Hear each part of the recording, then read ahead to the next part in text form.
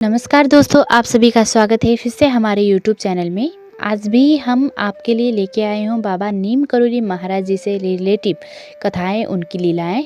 लेकिन आज हम चलते हैं उनका परिचय जो हम संक्षिप्त में आपको बताने जा रहे हैं।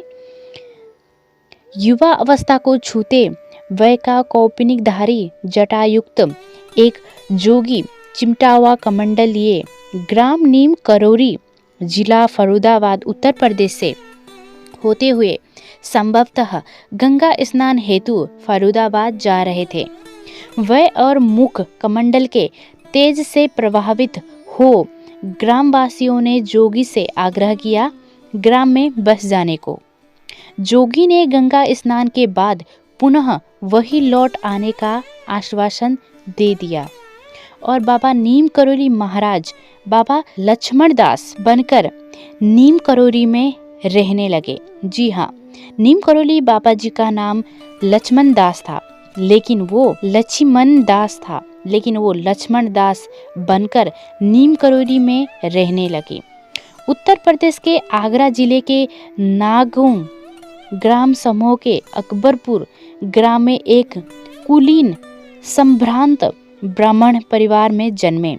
बाबा जी धन धान्य से भरपूर अपार संपत्ति युक्त अपने पूर्वजों की जिम्मेदारी एवं वैभव को त्याग कर बाल्यावस्था में ही घर से निकलकर मोरवी की लगभग 40 किलोमीटर दूर ग्राम बवनिया गुजरात एवं अन्य स्थानों में योग साधना में प्रवृत्त हो गए थे। जन कल्याण अवतरित जन्म से ही अंतर से बिराजी बाबा जी के लिए विमाता का व्यवहार मात्र घर से भागने का बहाना बना। बवनिया में एक तालाब में घुसे साधना रत बाबा जी ने किनारे पर हनुमान मूर्ति को खुले स्थान में प्रतिष्ठित कर दिया, जिसके लिए कालांतर में एक मंदिर भी बन गया। परंतु रमते जोगी को एक स्थान कैसे भाता और अवतार का मूल जन जन का कल्याण एक ही स्थान में रहने से कैसे पूरा होता। अतः एवं 6-7 वर्ष बाद मंदिर को देवी रामबाई को सौंपकर पुनः वहां से निकलकर आप उत्तर की तरफ चल दिए। नीम करोली ग्राम को अपनी नई तपोभूमि बना लिया। भूमि के नीचे एक गुफा निर्मित करवाकर बाबा साधना में रत हो गए। अपनी त्रिगुणात्मक काया के परिष्करण हेतु गुप्त साधना चलने लगी। बिना आज्ञा किसी को भी गुफा के अंदर आने की छूट ना थी। बाहर से दूध, फल तथा अन्य भोज्य पदार्थ रख दिए जाते थे। बाबा जी कब बाहर आते, स्नान करते, शौचादि से निर्वृत्त होते, ये किसी को भी पता नहीं था। एक बार एक सेवक भक्त गोपाल बिना आज्ञा गुफा में प्रवेश कर बैठा तो वहां का दृश्य देख दूध का कटोरा फेंक कर गुफा से बाहर आकर बेहोश हो गया। बाबा जी लेटे हुए थे समाधिस्थ से और बड़े बड़े फणीधर नाग उनके सीने पर खेल रहे थे। गांव के पुराने के अनुसार इस गांव में बाबा जी ने अनेक चमत्कारी लीलाएं की।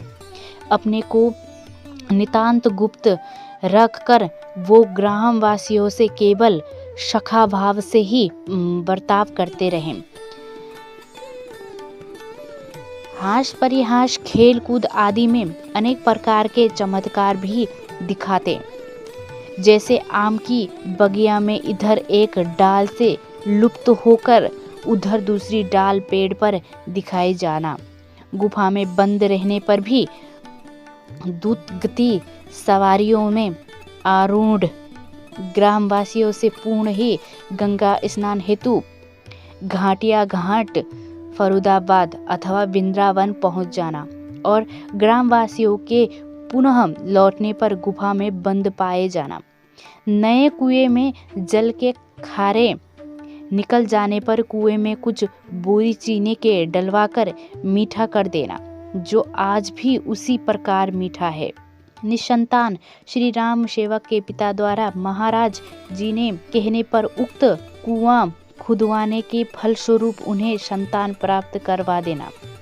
हनुमान मंदिर के प्रांगण के निर्माण हेतु वादा करने पर भी ईंट न देने पर वैश्य की दुकान में भीषण आग लगा जाना तथा क्षमा मांगने पर अपने स्थान पर बैठ अपने कमंडल के जल से मात्र कुछ छींटे छिड़कर आग बुझा देना और इस मायावी आग के बुझ जाने पर कुछ ही मिर्चों का जला पाया जाना।